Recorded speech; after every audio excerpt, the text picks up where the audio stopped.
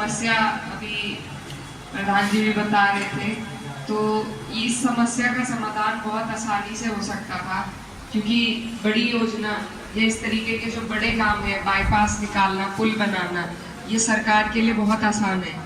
लेकिन आपने देखा ही है कि 10 साल से डबल इंजन की सरकार है। आपके यहाँ सरकार के ही सांसद रहे हैं, हमारे माननीय सांसद जी, लेकिन कोई काम इस तरीके का हुआ नहीं। तो सत्ता का लाभ भी तभी है जब कोई जनप्रतिनिधि अपने लोगों की समस्याएं जानकर उसे लाभ पहुंचाने की इच्छा रखता हो। तो जब इच्छा नहीं है, इसीलिए काम भी नहीं हुए। और ये सिर्फ यहाँ पे नहीं, पूरे हमारे क्षेत्र में यही हाल है। जिस तरीके की लाभकारी योजनाएं और विकास के काम हमारे क्षेत्र में हो सकते थे डबल इंजन में, वो कोई नहीं हुए। तो ऐसे डबल इंजन का क्या फायदा जिससे आपकी हमारी समस्याओं का समाधान ना हो, और ऐसे जनप्रतिनिधि का भी क्या फायदा जो ना आपके बीच में आए, ना आपकी समस्याओं से अवगत हो और ना उनका निस्तारण करा सके। तो ये 10 साल की सरकार हमने देख ली। अब किसी भी व्यवस्था में सुधार लाने के लिए बदलाव करना जरूरी है। तो मेरी आप सबसे यही निवेदन है मेरा कि आप लोग बदलाव के लिए वोट करें। अभी जो प्रधान जी समस्या बता रहे थे, हम प्रयास करेंगे इसमें कि जो भी हमें मौका मिलेगा उसमें इसको पीडब्ल्यूडी के द्वारा या अपनी निधि से, अगर ऊपर वाले ने मौका दिया, तो आपके इस कार्य का निस्तारण करने का काम करेंगे।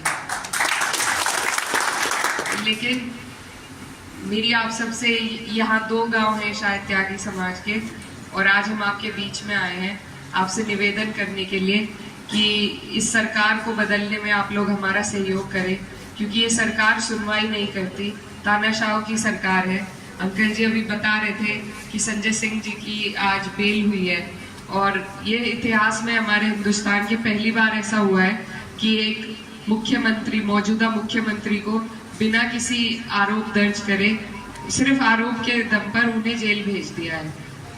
तो इस तरीके से ये विपक्ष को कुचलना चाह रहे हैं। किसी को ईडी भेजकर डराते, किसी को सीबीआई भेजकर, किसी को आर्थिक तौर पर कमजोर कर कर, किसी पर झूठे मुकदमे लगाकर। तो अगर विपक्ष कमजोर हो गया तो लोकतंत्र खत्म हो जाएगा, और यही ये चाहते हैं कि लोकतंत्र खत्म हो जाए। जो हम चाहे वो करें, बस अपने आदेश देते रहे और जनता हमारे आदेश का पालन करती रहे। विपक्ष जरूरी है क्योंकि विपक्ष हमारी आवाज उठा सकता है। तो और लोकतंत्र बचाने का ही ये चुनाव है, संविधान बचाने का ये चुनाव है। तो आपसे मेरी सभी से गुजारिश है कि आप लोग भी इसमें बदलाव के लिए वोट करें। कल हमारे साथ एक प्रोफेसर साहब थे, तो वो कह रहे थे कि रोटी भी पलट के ही सिकती है।